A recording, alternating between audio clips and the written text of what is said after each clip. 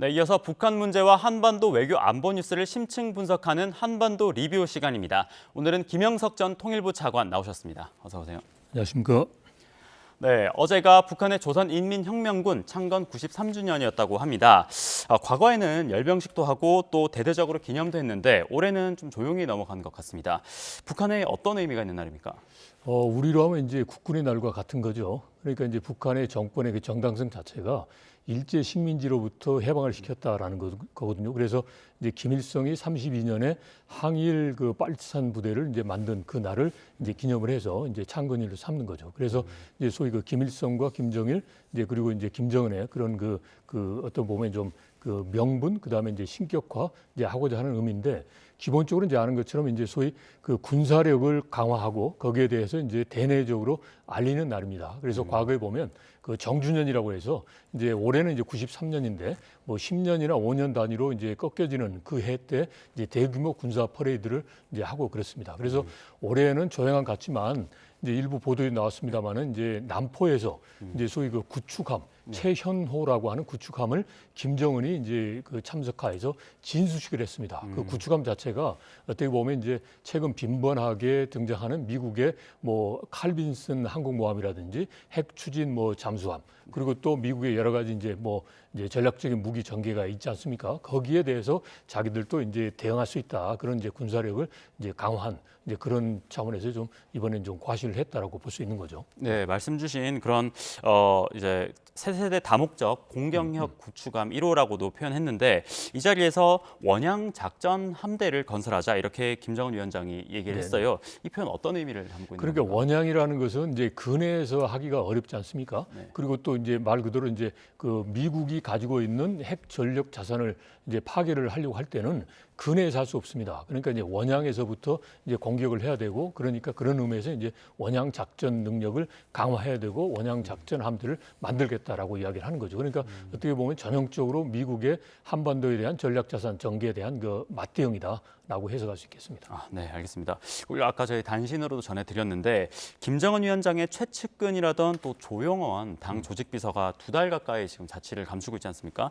이 때문에 이게 신변에 문제가 생긴 거냐 뭐 이런 얘기도 나오고 있는데 일자는 또 이제 김정은 위원장 집권 초기에 숱하게 단행됐던 숙청이나 또 간부 길들이기 작업 이런 주장도 나옵니다. 혹시 어떻게 보시나요? 일단은 이제 기강 잡기라고 봐야 되겠죠. 그러니까 김정은이 2011년에 집권을 하고 난 다음에 이미 15년 동안 권력을 확고히 갖고 있습니다.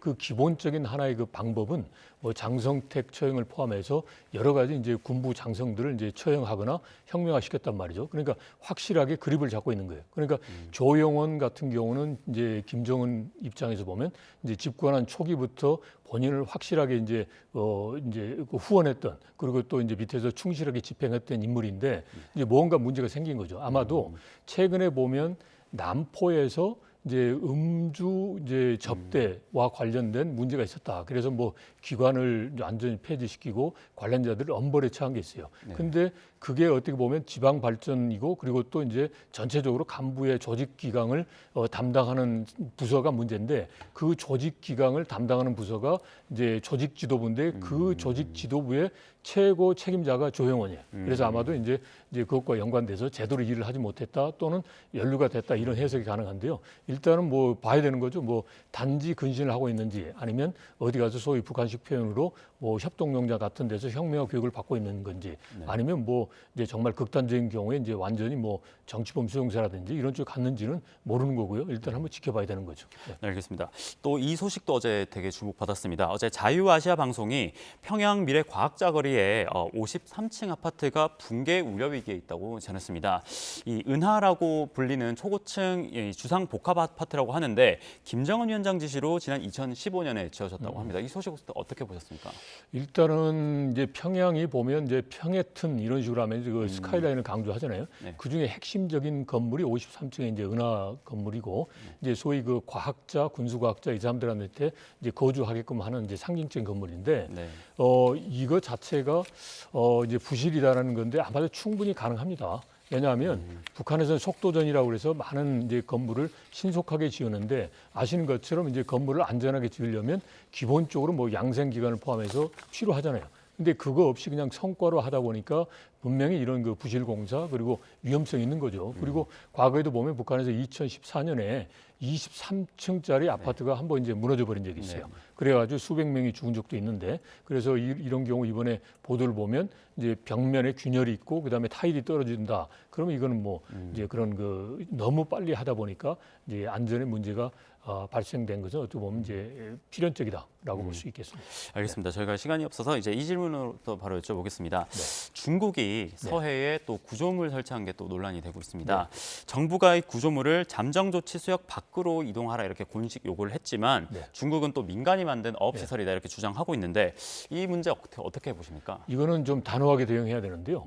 이제 단순하게 구조물이지만 예를 들어서 만약에 이게 이제 고착화되고 여기에서 무언가 활동이 벌어진다 그러면 이거는 이제 그 소위 그 일종의 그 영토 곡권을 주장할 수 있어요. 그럼 여기서부터 일종의 그 바다로 하면 이제 12해리 영해해리의 기점이 되니까 우리로서는 엄청난 이런 그 손해가 보는 겁니다. 그래서 이 부분에 대해서는 뭐 비록 이제 그 연어 양식장이라고 하지만 이제 그것도 이제 상시적으로 하면 이제 고차가 될 수 있는 거죠. 그래서 이 부분에 대해서는 우리 정부가 좀 경각심을 갖고 이 부분에 대해서는 이제 확실하게 중국에게 대응하는 게 매우 중요하다라고 생각합니다.